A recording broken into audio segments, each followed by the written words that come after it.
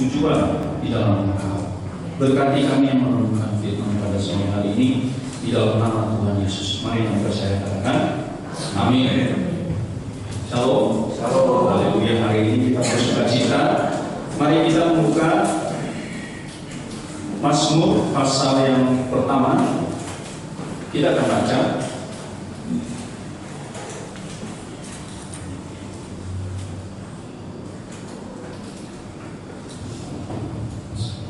ya, kalau tidak ada Alkitab di depan slide sudah tersedia. Oke, kita membaca bersama-sama ya. Mazmur pasal 1 ayat 1 dan 2. 1, 2, 3. Berbahagialah orang yang tidak berjalan menurut syiar orang fasik, yang tidak berdiri di jalan orang berdosa, dan yang tidak duduk dalam kumpulan pencemooh. Tetapi yang kesukaannya ialah Taurat Tuhan, dan yang merenungkan Taurat itu siang dan malam. Berikutnya di dalam Mazmur 119 ada 3 ayat. Ayat 9 kita baca. Dengan apakah seorang muda mempertahankan kelakuannya bersih, dengan menjaga sesuai dengan firman. Ayat 11. Dalam hatiku aku menyimpan janjimu, supaya aku jangan berdosa terhadap Engkau. 105. Firman-Mu itu pelita bagiku dan terang bagi jalanku. Puji-pujian tadi menuntun kita untuk kita dibaca tangan kita ya, dibaca hati kita, dan kita bisa melihat renungan sore pada hari ini berkaitan juga bagaimana hati yang sebenarnya juga sudah dibaca, sehingga sanggup menerima, sanggup menyimpan hukum Tuhan di dalam apa? Hati untuk apa? Untuk pembaharuan total. Kenapa saya menambahkan pembaharuan total? Nah, sebelumnya arti menyimpan itu apa? Tentunya kalau ada emas masa kita biarkan kelihatan begitu, istilahnya biarkanlah siapa boleh ambil. Tentu berharga, apalagi ada satu ton kita biarin. Ya Pak dong, kita karena menganggap itu berharga maka kita akan menyimpannya. Kalau ada surat cinta, apa kita biarkan orang lain membaca juga? Enggak dong ya. Nah, kita akan menyimpannya supaya ya kita ada sama dia yang tahu tentang surat cinta kasih kita, kasih dia kepada kita juga. Nah, sesuatu yang berharga berarti apa? Sesuatu yang kita simpan berarti kita harus jaga baik-baik. Hari ini yang kita simpan adalah hukum Tuhan, lebih daripada emas dan perak. Tapi persoalannya bagaimanakah kita menyimpan hukum Tuhan itu dalam hati? Ini adalah pertanyaannya. Bagaimana kita bisa menyimpan hukum Tuhan, bukan hukuman ya, hukum Tuhan di dalam hati? Sementara ada, nah ini maaf, dikotomi, maksudnya ada satu pemisahan antara cara berpikir pria dan wanita. Kalau pria disuruh simpan di hati mungkin nggak ngerti kali, apalagi kalau dipakai logika terus kan? Atau perempuan disuruh kamu simpan di firman Tuhan di pikiran, nggak bisa, pasti dia ada perasaan, ada emosi di dalamnya. Ini kan tidak mutlak memangnya, karena coba kita lihat, cek, toh ada tuh seorang pria kan yang ternyata dia apa? Dia juga punya sisi emosional. Ya. Ada juga wanita yang juga ternyata mampu berpikir logis. Nah, kita karena berharga firman Tuhan maka kita disuruh menyimpannya di dalam hati. Bagaimana pada ini masing-masing dapat menghidupi hukum Tuhan di dalam kehidupan sehari-hari, bukan hanya simpan di logikanya, bukan hanya simpan di hatinya, tapi menghidupi firman Tuhan dalam kehidupan sehari-hari. Ya. Oke, kenapa hanya di hati? Kenapa tidak di perasaan? Kenapa atau di perasaan? Kenapa tidak di logika gitu loh? Firman Tuhan bilang simpan di hati. Kenapa nggak di logika ya? Ada yang berpikir begitu nggak? Di sini lah Bapak Ibu Saudara kasih dalam Tuhan, dengan menyimpan kebenaran firman Tuhan dapat sepenuhnya firman Tuhan itu mengubah pikiran, hati, perasaan, dan juga emosi kita, emosional kita, sehingga tercipta apa? Keselarasan, apa? Integrasi antara logika, pikirannya, dan juga hatinya, ya masing-masing. Ya, berubah total antara pria dan wanita. Untuk apa? Karena kita berpikir kemarin-kemarin minggu lalu kita sudah berbicara tentang bagaimana buah roh dan karya Roh Kudus. Diingatkan itu yang kemarin minggu lalu, 2 minggu lalu, ya, bahwa karya Roh Kudus itu bersifat apa? Pedagogis dan juga bersifat organis di dalamnya. Dan kuasa Roh Kudus mutlak, ya, kuasa Roh Kudus itu absolut dan memiliki kuasa yang luar biasa. Yang untuk apa? Menyatukan dua pandangan cara berpikir yang berbeda, ya, dengan kuasanya, dan kita sanggup ditransformasi oleh Roh Kudus. Akal budi kita ditransformasi, ya, hati kita direstorasi, pikiran kita juga direstorasi, cara berpikirnya direstorasi, logika kita juga direstorasi, ditransformasi oleh Roh Kudus, dan hati kita juga siap menerima firman Tuhan, sehingga menghasilkan apa?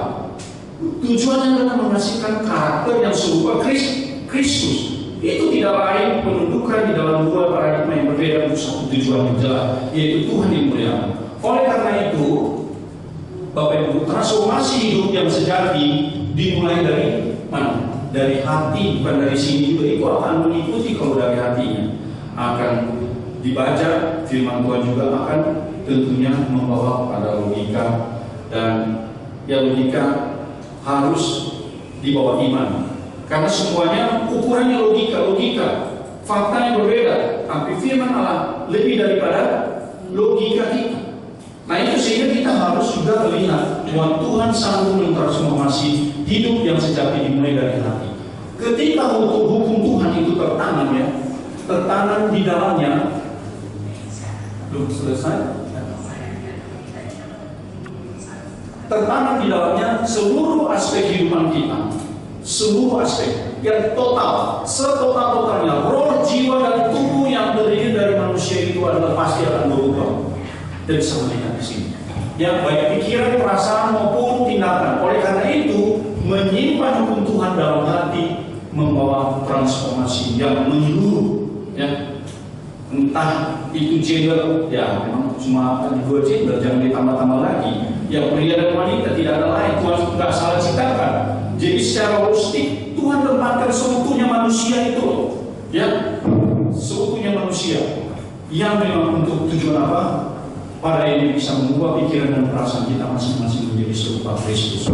Amin, Bapak Ibu.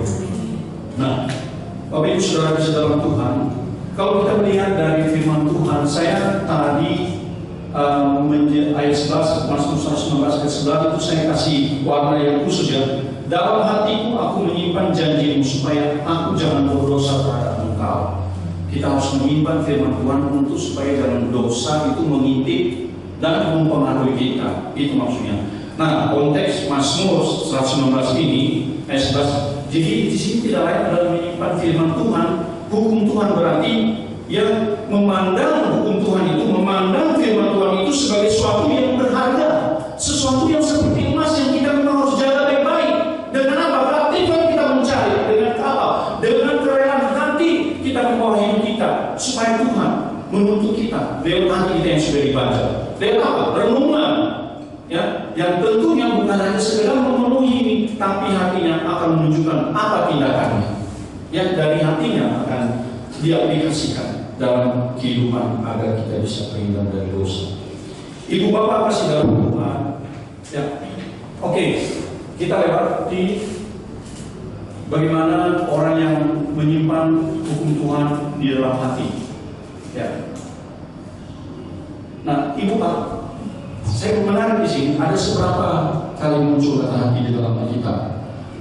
Di dalam versi Alkitab King James Version itu kurang lebih, maksudnya mulai dari perkataan Kejadian, kata pertama dari Kejadian pasal 1 ayat 1 sampai Wahyu terakhir, kata terakhirnya, ya, itu berjumlah apa? Total sekitar 783.000 kata. Sedangkan kata hati sekitar 830 kali kata. 30 kali muncul gitu, ya. 830 kali. Sedangkan kata pikiran hanya 95 kali. Nah, dalam versi apa? New International Version Total itu kata itu yang di dalam seluruh Alkitab itu 727.000 kata. Sedangkan kata hati sekitar 800 kali muncul.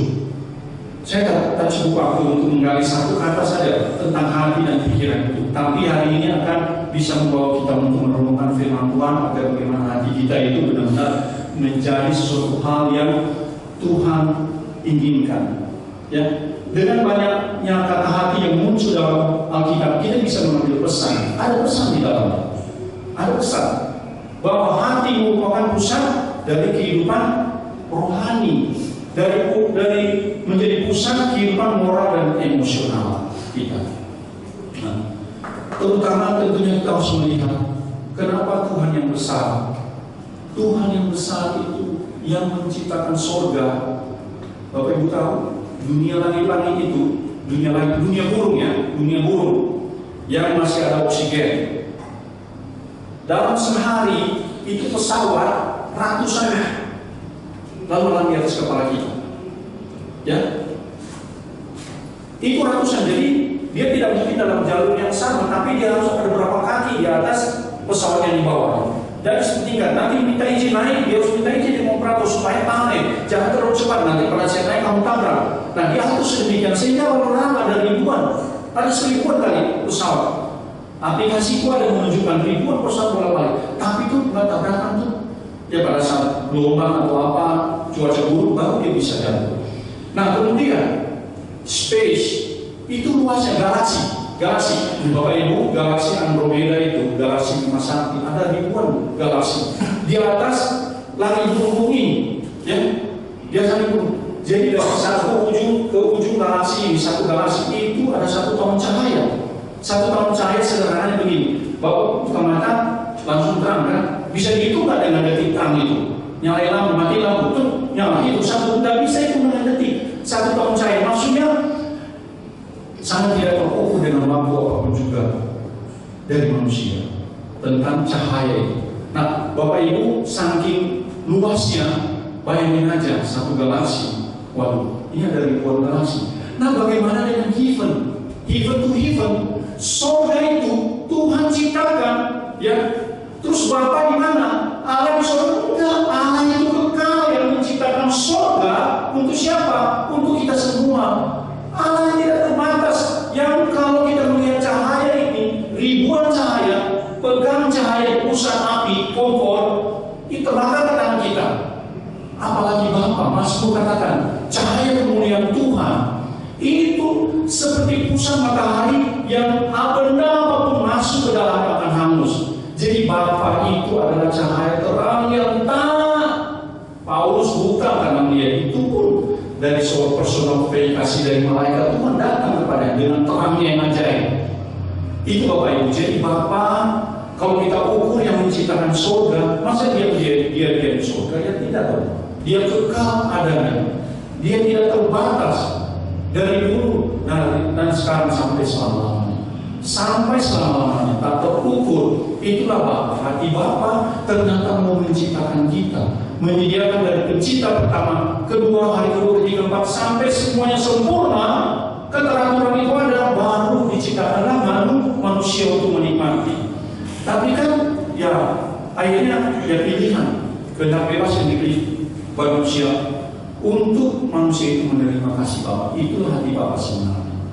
Yang sebenarnya di dalam kematian Kristus itu, Dia dalam kekekalan itu yang tidak terbatas, cahaya terang mau mengenakan ini loh, daging ini yang terbatas sekali di dalam Yesus. Nah ini pengajaran melihat sebenarnya hati Bapa di dalamnya. Betapa kalau kita bisa ukur sedalam hati kita, kita akan menangis. Kita akan diubahkan untuk melihat betapa kita harus terus mengasihi Tuhan. Karena Dia sudah memberikan hidupnya sendiri di dalam anaknya Yesus Kristus yang mengambil rupa seorang manusia di dalam kandungan seorang ibu yang tidak berdosa, yang untuk mengenalkan manusia itu, ya, mengenalkan manusia betapa kasihnya Tuhan kepada kita. Oleh karena dalam kekekalan, di dalam cahaya terang yang siapapun akan melihat dia akan mati, ya, memang ada banyak cahaya yang kita temukan di Alkitab atau personifikasi Tuhan di dalam bentuk di mana Musa ternyata hanya melihat punggungnya. Itu bukan Bapa itu, tapi malaikat yang diutus yang sebagai terang untuk jangan sampai Musa mati. Kalau Musa langsung melihat, nggak sanggup, nggak ada ciptaan apapun yang ada yang bisa melihat Bapa karena cahaya terangnya.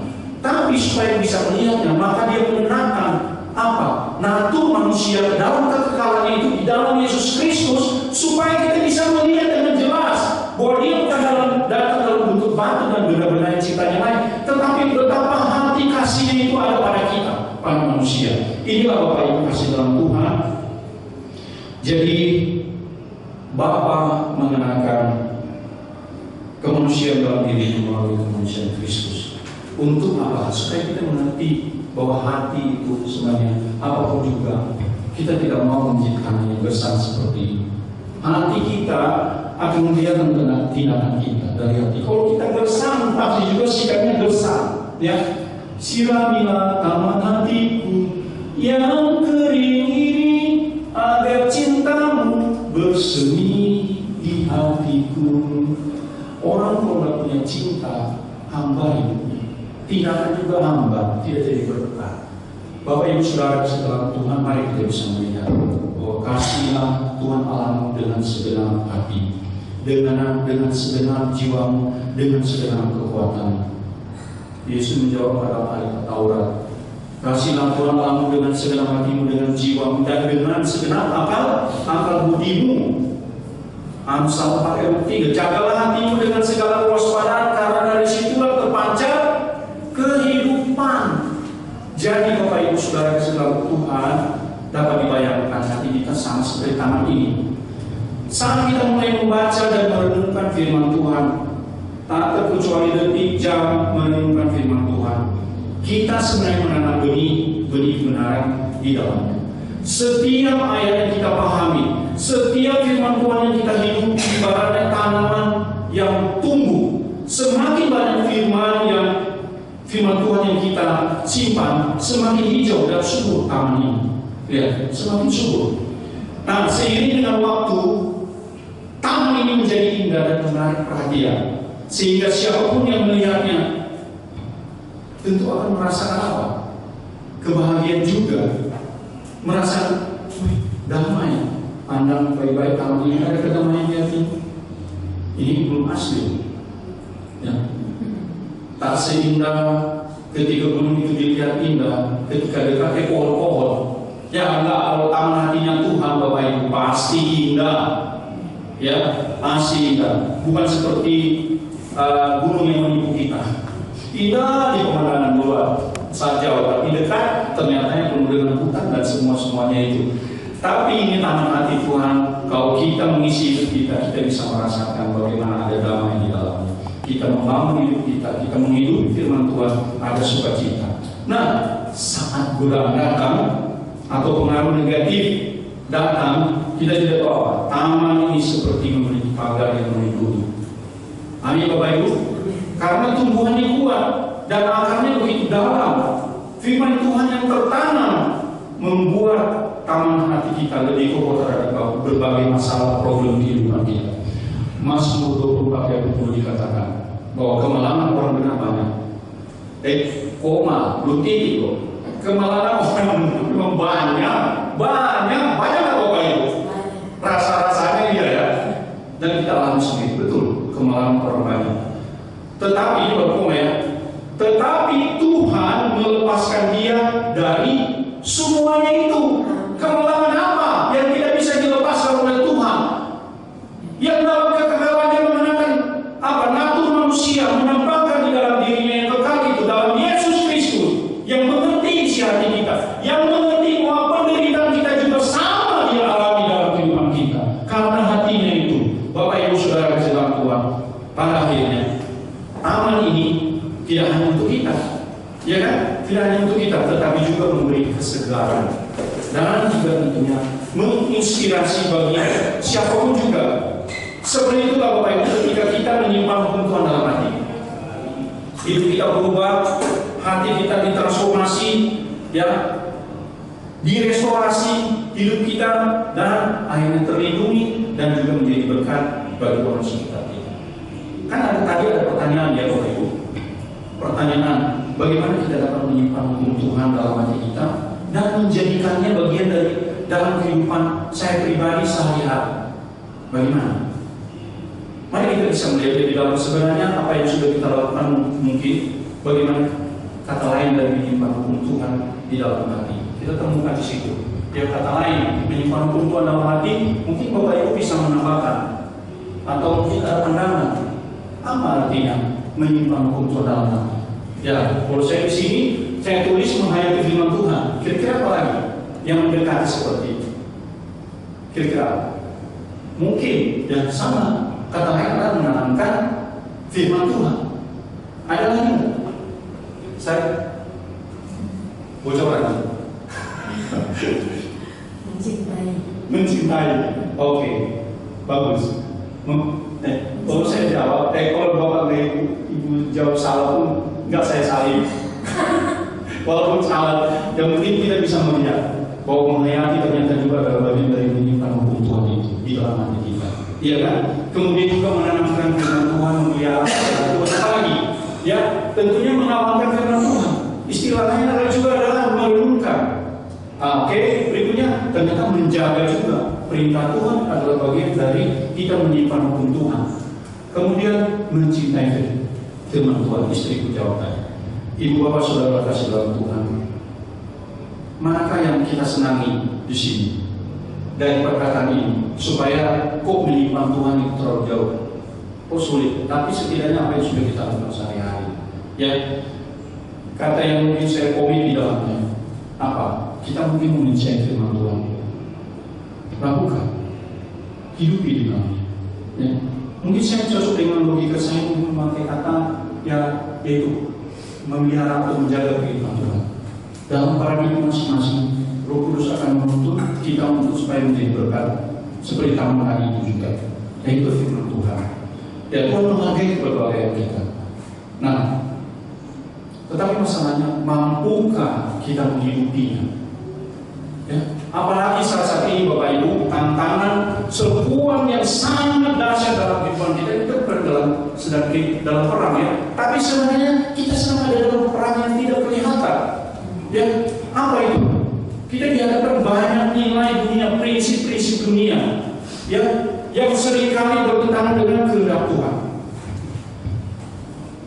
Pulihkan hatiku dengan kasih-Mu, ya kan?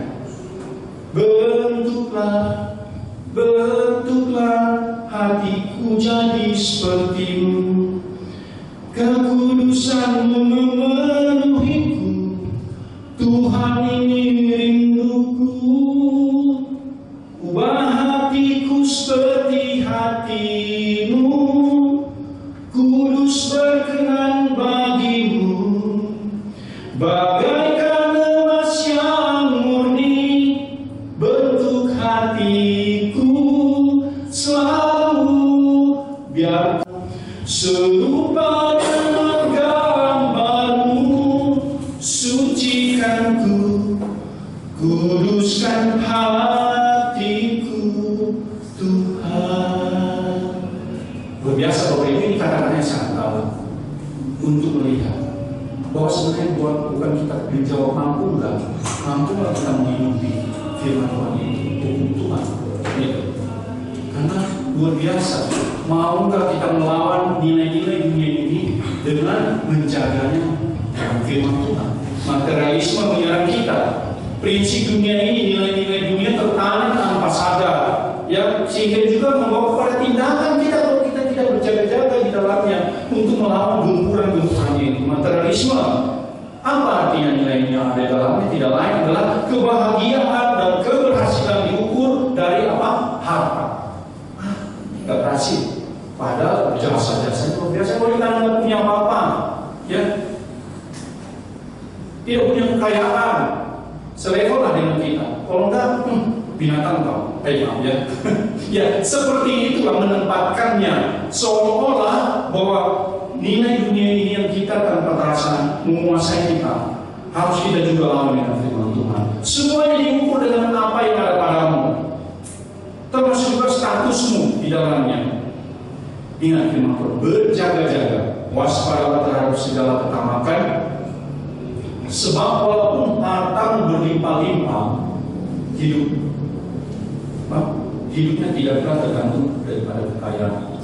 Firman Tuhan ingatkan kepada kita, Lukas 12:15. Dan firman Tuhan ingatkan bahwa kumpulkanlah harta di surga, bukan di dunia ini. Nanti dimakan dengar.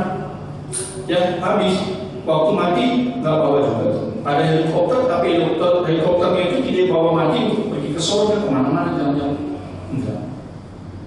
Itu bukan terasa. Apalagi media sosial saat ini begitu mengejarkan pada kita hati-hati, kita menjadi FOMO, fear of missing out. Ya, harus ngikutin itu.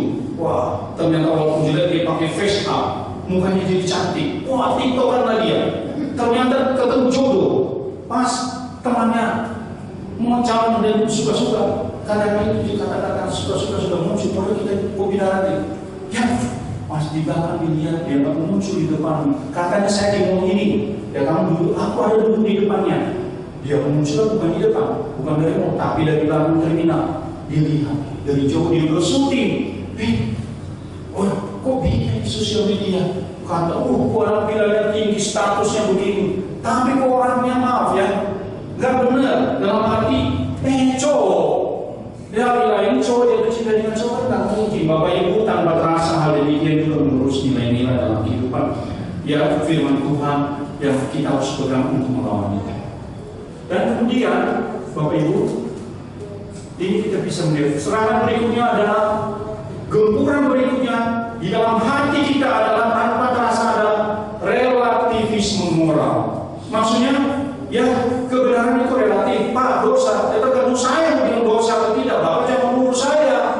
Relatif itu Pak, kebenarannya berdasarkan diri saya loh. Jadi masing-masing manusia apapun orang mendefinisikan kebenaran itu ya sesuai dengan keinginannya, sesuai dengan apa yang dia mau. Masa bodoh dengan apa kata-kata rohani. Tapi diri saya katakan ya definisi saya benar, ya itu salah ya salah. Ya. Nah ini Bapak Ibu, saudara kasih Tuhan. Nah firman Tuhan ingatkan kita, Tuhan memiliki standar kebenaran yang mutlak dan absolut kebenaran dan dirinya menyatakan dirinya adalah firman. Yesus mengatakan dia adalah absolut, firman Tuhan itu adalah kebenaran. Ya, kuduskanlah mereka dalam kebenaran, firman-Mu adalah kebenaran. Setiap orang yang percaya di Kamu hidup kudus dan taat pada hukum-hukumnya. Gempuran berikutnya Bapak Ibu, nah ini yang tanpa terasa, hedonisme. Merasa nggak Bapak Ibu bahwa kita sudah hedonisme dalam kehidupan kita? Ya, kita bisa cek.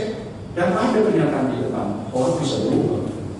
Penilaian dulu dekat karena sama-sama selevel, giliran sudah di atas, lain penilaiannya, lain ini apa nama omongannya. Waduh, lain lagi sudah seleranya. Enggak level, sudah lain lagi levelnya. Nah, ini ada prinsip yang tanpa sadar nilai-nilai dalam dunia ini, yaitu mengejar kesenangan. Pokoknya nikmati aja. Terserah besok mati atau tidak, hari ini aku menikmati. Mati ya sudah mati, dalam kenikmatan. Nah itu. Dan hidupnya pokoknya hiburan. 30 hari tambahkan 25 hari, pokoknya hiburan terus menerus. Walaupun sebenarnya ternyata bulan depan nggak tahu lagi mau makan dari mana, karena sudah habis. Ini Bapak Ibu Saudara kasih dalam Tuhan yang menggempur kita tanpa kita terasa. Tapi firman Tuhan ingatkan, keinginan roh pasti berlawan dengan daging. Keinginan daging pasti berlawan dengan keinginan roh. Cek di Alkitab Galatia 17, 5 ayat 17. Dan yang celakanya tanpa kita sadari, Bapak Ibu, serangan berikutnya adalah individualisme berlebihan. Maksudnya apa? Ini ada nilai-nilai prinsip yang ada ditanamkan. Ini mengutamakan kepentingan kebebasan pribadi lebih di atas segala-galanya. Ya terserah saya, terserah aku. Bahkan jika mengorbankan orang lain juga apa-apa deh.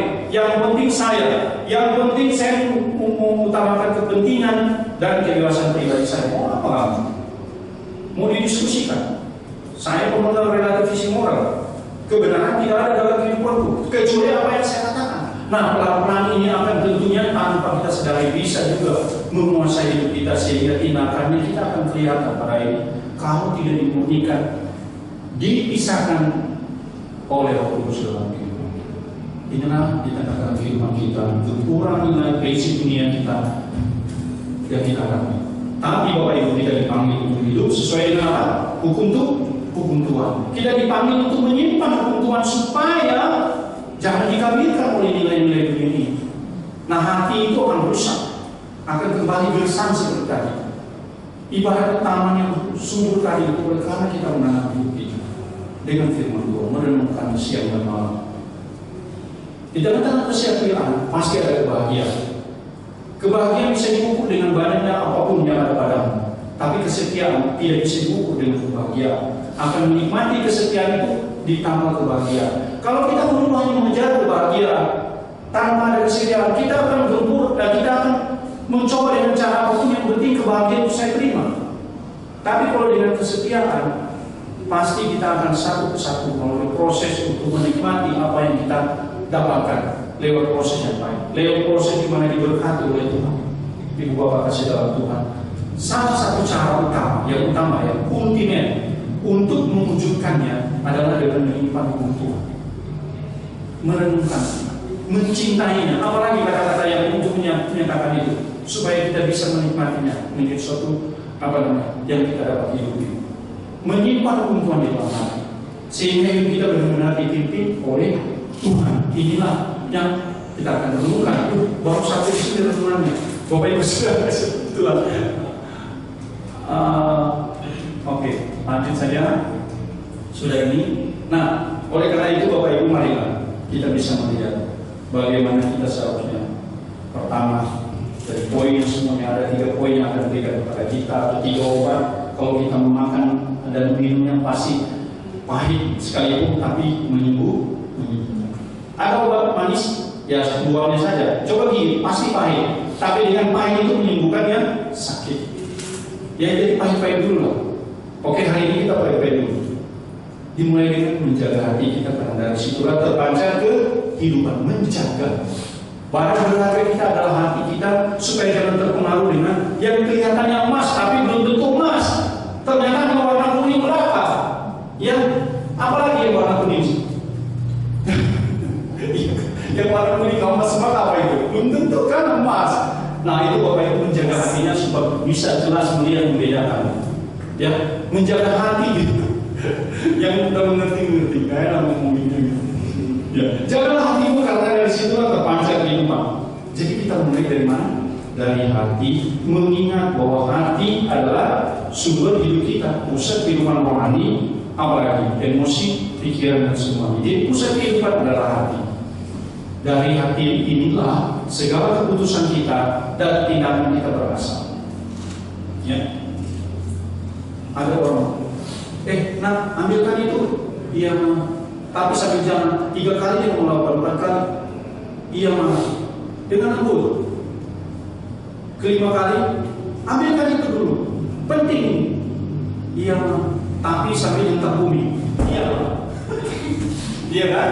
Begitu, adakah begitu? Nah itu kan kelihatan, karena dari tidak menjaga hati, tapi kelihatan dari sikapnya. Ya. Kalau kau suka hati nyentak bumi, sentaklah. Iya kan? Kalau kau suka tahu orang, ya janganlah. Itu istilahnya, karena dari itu hati akan melihat emosi bagaimana. Saya setiap hari itu dipancing emosi saya, Bapak Ibu. Mobil terbolak-balik 1000 orang itu 1000.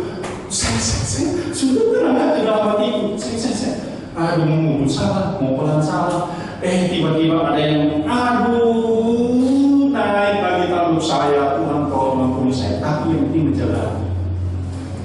Tiba-tiba lewat, sudah tahu mobil berhenti, dia lewat gitu. Ya, maaf saja, keluarlah kata-kata gue dengan emosi tanpa sadar. Bodoh, Tuhan ampuni. Iya kan, sesuatu yang negatif. Nah, kalau tidak menjaga hati, lebih parah dari itu Bapak Ibu. Karena dari situ terpancar kehidupan. Jadi kita mulai dari hati, menjaga penuh dengan kewaspadaan, menjadi hal yang sangat penting. Seorang karyawan, ini namanya Pak Andi. Ternyata dia adalah seorang hijau di satu perusahaan konveksi. Ini selalu diperhadapkan pada godaan dan bersikap negatif terhadap ini rekan sikapnya. Dia supervisor, manajer dan supervisor ya, ada kepala bagian. Laporan nggak pernah beres. Dia rasa terketan, gimana saya melaporkan ke direktur saya? Kamu pasti tanggung jawab nggak pernah beres, sama dulu. Karena yang ada cacat harus direktur 5, ternyata ada ratusan. Kenapa alasan 5 kalau dibandingkan ratusan kok beda jauh? Karena ini kerja, dia kesal, dia bersikap negatif terhadap rekan-rekannya karena sering membuat kesalahan. Namun karena ia sadar bahwa menjaga hati itu adalah yang penting dalam kehidupannya. Ini Pak Andi berusaha untuk mengendalikan perasaan. Pak Andi memilih untuk tidak membiarkan amarah itu menguasainya, atau dendam itu menguasai, atau pecat kepada dia. Dia belajar untuk sabar, kata Pak Yohanes. Sabar. Dia moro adalah kesabaran. Tandanya kan kesabaran begini. Dia kan sabar. Sedih banyak. Sabar. Ya kalau di motor nggak sempat kalau kita begini kan.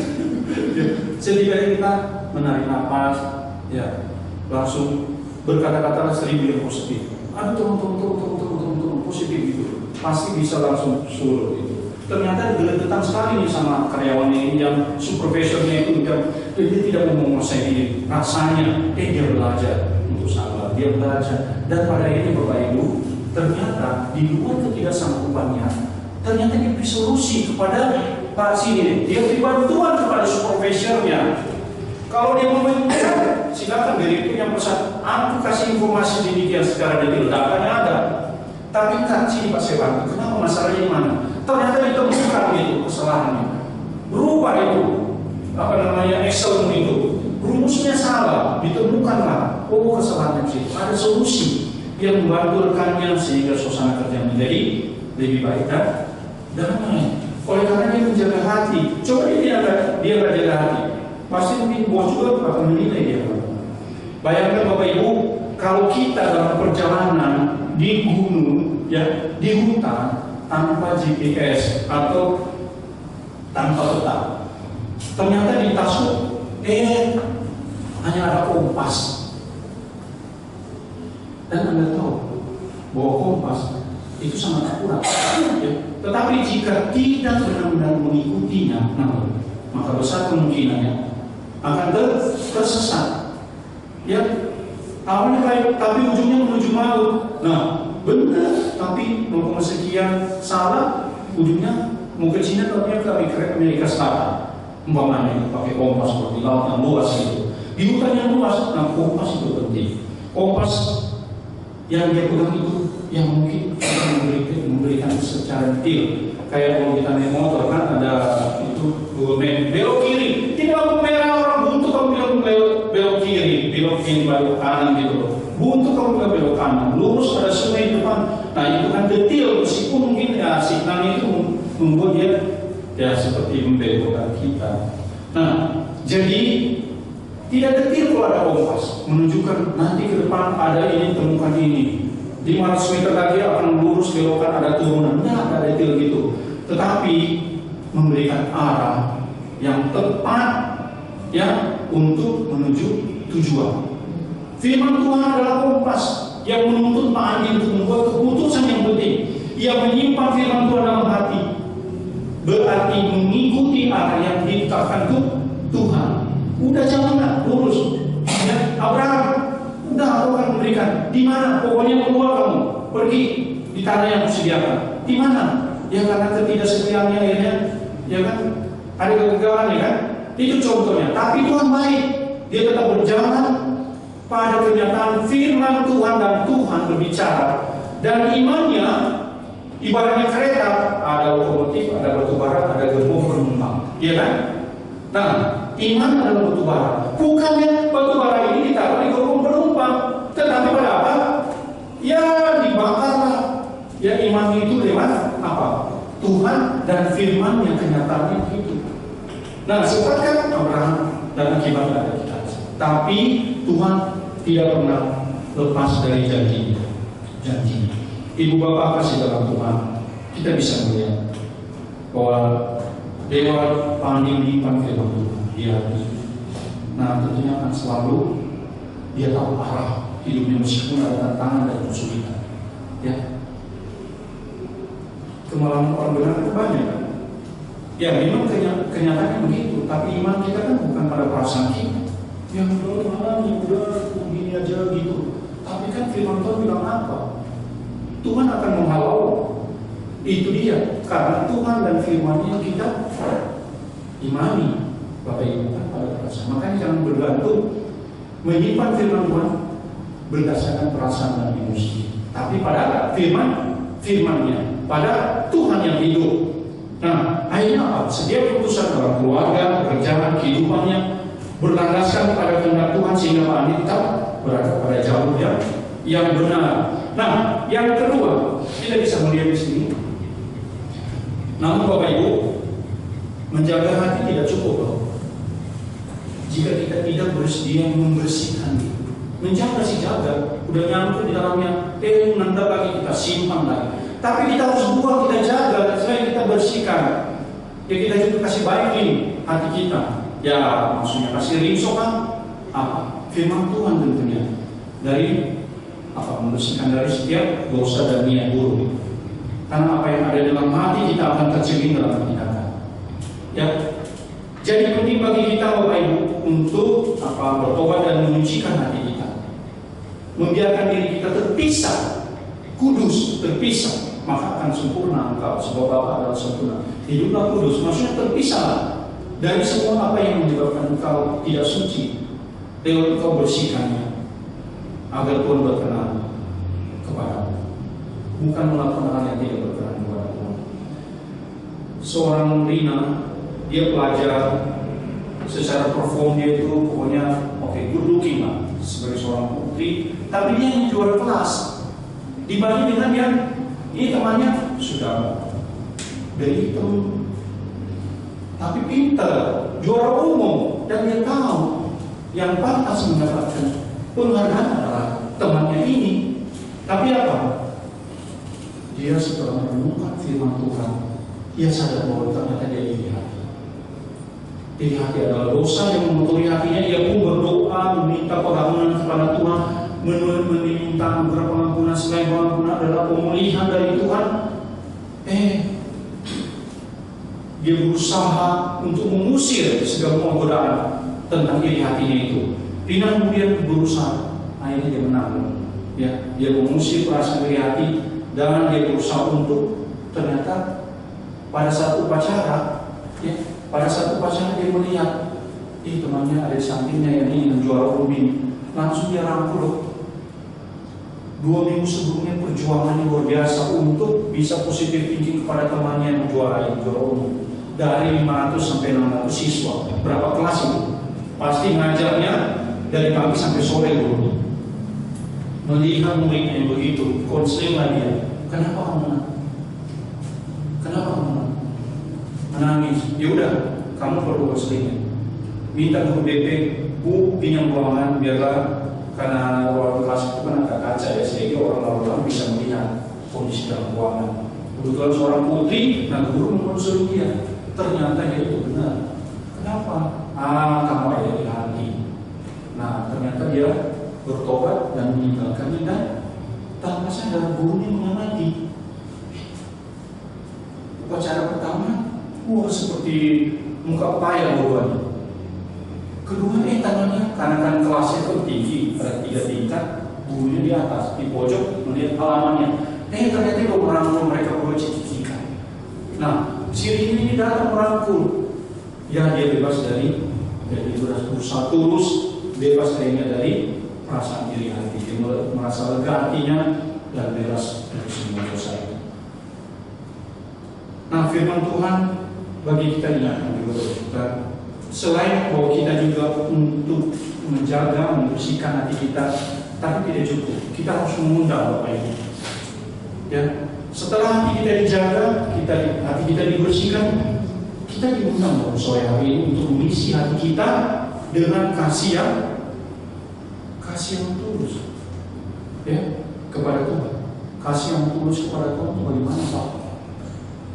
Roh Kudus akan menuntun kita setepat-tepatnya, seabsolut dan semutlak-mutlaknya. Bukalah hatimu menjadi tanah yang subur untuk Dia urus baik-baik, supaya kita mengalami restorasi, supaya kita mengalami namanya restorasi benar-benar. Ya, oleh karena kita mengundang Tuhan mengisi hati kita dengan kasih yang tulus.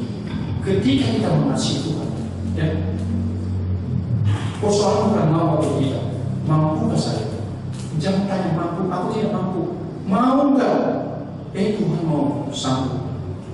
Karena Tuhan yang mampu, Tuhan yang sanggup mengasihi Dia dengan sedalam hatimu, sehingga kita bisa mampu menyimpan hukum-hukum Tuhan, ya, dan juga kita mampu untuk hidup dalam ketaatan kepada Tuhan. Ini Pak Budi, ya, seorang ayah lagi pria, karena cara berpikirnya sehingga seolah-olah segala sesuatu ultimate-nya firman Tuhan itu di bawah, pekerjaan yang semuanya di atas. Dari 10 besar baca firman Tuhan, dia paling kasih yang 10. Tetapi suatu waktu dia atur ulang prioritasnya, dan dia tempatkan nomor 1 adalah apa? Menyimpan hukum Tuhan itu. Akhirnya dia lebih dekat dengan Tuhan, ya, membawa juga dia dapat meluangkan waktu setiap hari untuk berdoa. Yang tadinya karena ya sebagai seorang mungkin direktur satu perusahaan yang besar, yang tanggung jawabnya besar, sehingga firman Tuhan ditempatkan yang ke-10 dari 10 besar prioritasnya. Memang skala prioritas, tapi yang utama ultimate-nya adalah ternyata pekerjaan, ternyata lobby sana semua untuk mengatur perusahaan itu. Dan ternyata di usia yang muda, teman-temannya yang biasa-biasa, Bapak lebih tua, mau apa ya? Tapi secara itu tekanan itu, dia mulai tanpa sengaja membiasakan diri di kantor ada waktu, sudah mulai lagi terbuka untuk bagaimana dia mengkomunikasikan bersama dengan keluarganya. Yuk kita hubungan.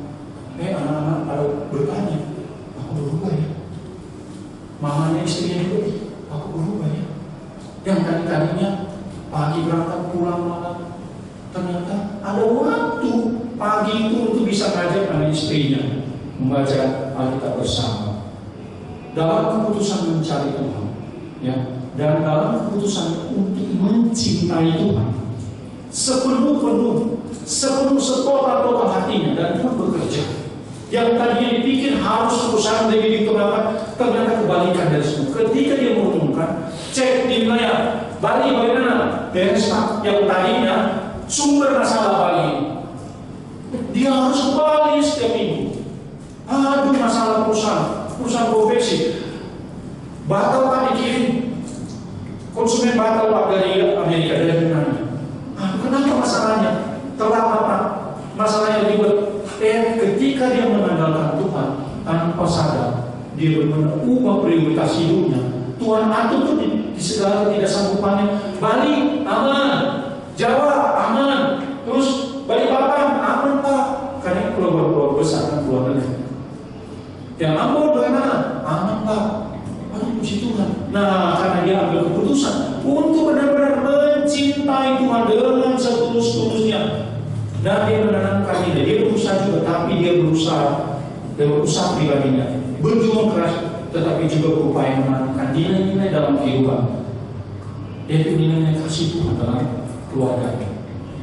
Ia juga membangun suasana yang lebih harmonis terhadap karyawannya, terhadap pekerjaannya, keluarganya. Ada keharmonisan di dalamnya, dan berkasih di rumahnya. Ya, ibu bapak kasih dalam Tuhan, cintailah Tuhan dengan setulus hatimu. Ketika hatimu engkau tahu seperti kesek mengasihi Dia, nggak ada hal yang dirumah, Tuhan akan angkat. Percaya Bapak Ibu, kemenangan orang benar banyak, tapi jangan koma ya. Apa firman Tuhan katakan tadi? Dia akan membereskan sepenuhnya setiap kemalangan kita. Firman Tuhan ingatkan kita untuk benar-benar mencintai Tuhan, dan Tuhan tidak kembalian. Kalau memang Dia mati yang mengenakan kemanusiaan dalam kekekalannya Dia, dalam kesuciannya Dia, apakah Dia tidak sanggup membuka jalan dalam program masalah kehidupan kita? Ekonomi kah? Apalagi program anak kita kah? hati kadang kita tanpa sadar ya digerus oleh nilai-nilai dunia tadi. Tapi dengan sungguh-sungguh mencintai Tuhan. Ibu apa saya bilang Tuhan? Mari kita bisa dengan memahami pentingnya yang menjaga hati, membersihkannya, apalagi membersihkannya terus. Yang membersihkannya dari segala dosa dan mengisi hati kita dengan kasih yang tulus kepada Tuhan. Kita telah diberi langkah-langkah. Ambil langkah itu, pegang langkah itu, hidupi langkah itu, langkah-langkah praktis itu untuk menyimpan firman Tuhan, hukum Tuhan di dalam hati. Sekarang mari kita berkomitmen bahwa saya pikir untuk apa saya khotbah di sini kalau kita tidak ada komitmen dan Tuhan tidak melihat hati. Amin Bapak Ibu. Saya pun berkomitmen. Amin istri saya. Ya, untuk berkomitmen. Persoalannya mampu nggak istri? Mampu nggak? Kita jadi yang mau saya nggak mampu. Benar untuk mencintaimu tulus seperti hatimu yang kau mau untukku. Aku nggak mampu. Siapa bisa mengenal hati yang dalam? Suaminya aja, oleh orang lain kan? Tapi Tuhan yang lebih tahu dari hati saya. Jadi apa? Saya ngomong ke Tuhan aja. Dia juga ngomong ke Tuhan. Ketemulah solusi. Amin Bapak Ibu. Karena sama-sama memegang, sama-sama mencintai Tuhan, menghidupi firman Tuhan. Nah, kalau kita hanya segala ngomong, tidak ada komitmen Bapak Ibu, bagaimana? Ya, pasti kalau benar menurut firman Tuhan mencintai, hidup di Tuhan akan melancarkan dalam kehidupan kita. Persoalannya kita mau Bapak Ibu, taruh hatimu dan mari kita bisa mengungkapkan sebagai penutup untuk komitmen kita. Ya, saya menaruh hatiku, tanganku di hatiku sebagai ungkapan bahwa saya berkomitmen. Mungkin nggak ada yang bisa. Ya pasti nggak bisa. Hanya Roh Kudus dan firman-Nya dan Allah yang sanggup melakukan transformasi hidup, restorasi hidup. Mari kita bersama-sama berdoa Allah. Mari kita membuka hati kita. Dalam hati, jangan ditanamkan dalam pikiran kita bahwa saya tidak sanggup. Katakan, Tuhan saya mau Tuhan, karena Engkau yang semua. Hari ini aku mengundang Roh Kudus yang sanggup dan mampu melakukan transformasi hidup, restorasi hidupku sepenuh-penuhnya ya Tuhan. Tuhan,